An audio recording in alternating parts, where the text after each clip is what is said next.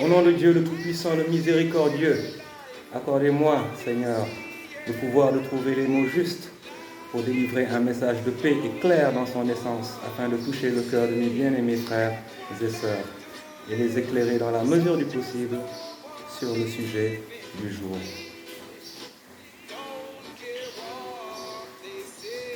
Que mes vénérables ancêtres, anges et guides protecteurs soient honorés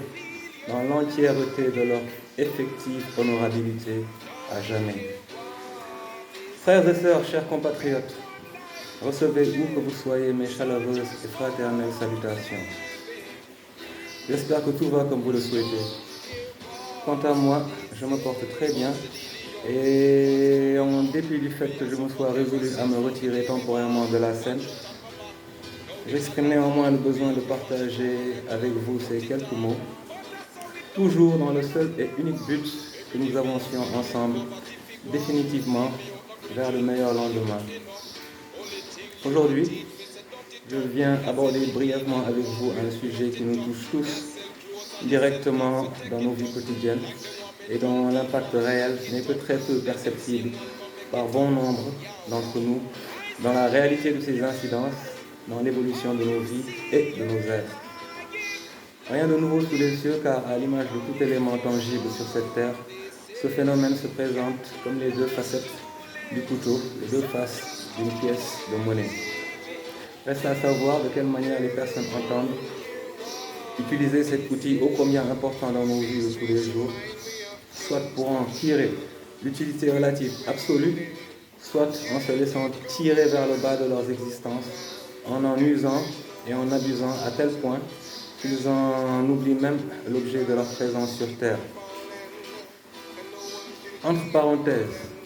et toujours dans le fil de la fraternité, je souhaiterais inviter les personnes qui critiquent le bien fondé de ma démarche de communication de proximité à l'endroit de mon peuple.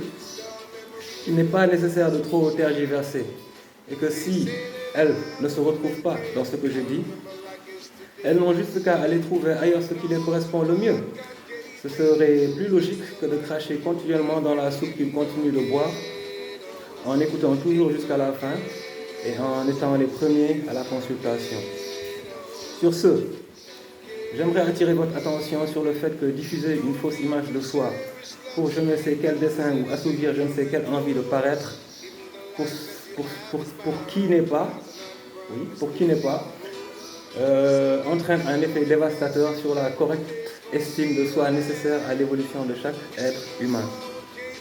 Le fait que cela se généralise dans la vie quotidienne le rend encore plus effrayant, car désaxe totalement l'orientation naturelle de l'être en dévoyant son essence vers une immatérialité qui le plongera dans un profond mal-être qui finira d'annihiler en lui toutes ses facultés d'amour de soi, d'élévation et l'empêchera à court terme de trouver sa place réelle dans la vie. Parallèlement, les réseaux sociaux, s'ils sont correctement utilisés, peuvent s'avérer très bénéfiques en apportant la complémentarité requise à divers plans de nos vies par exploitation optimale des larges perspectives qu'ils ouvrent dans tous les domaines personnels, professionnels et j'en passe.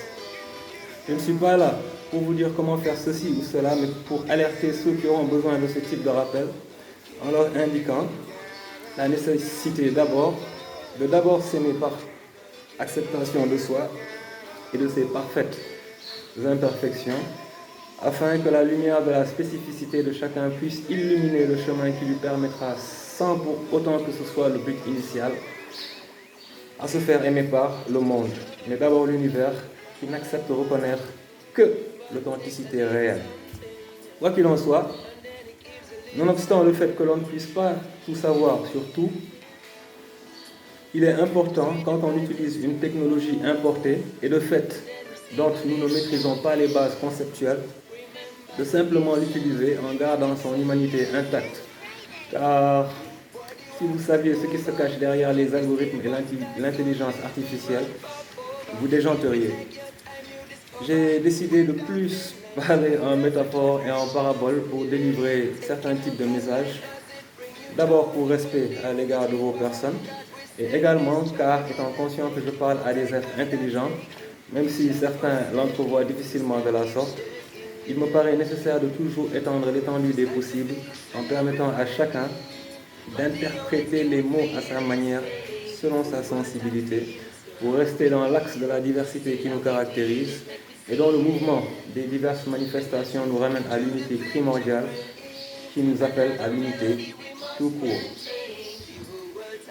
J'espère que le message véhiculé par ce bref interlude touchera le cœur de mes bien-aimés frères et sœurs et leur apportera la lumière qu'il m'a été permis de déceler par observation des dérives de ce phénomène sur nos vies respectives. C'était tout pour aujourd'hui les amis. Sandbox Free Spirit K69. I'm out. Peace.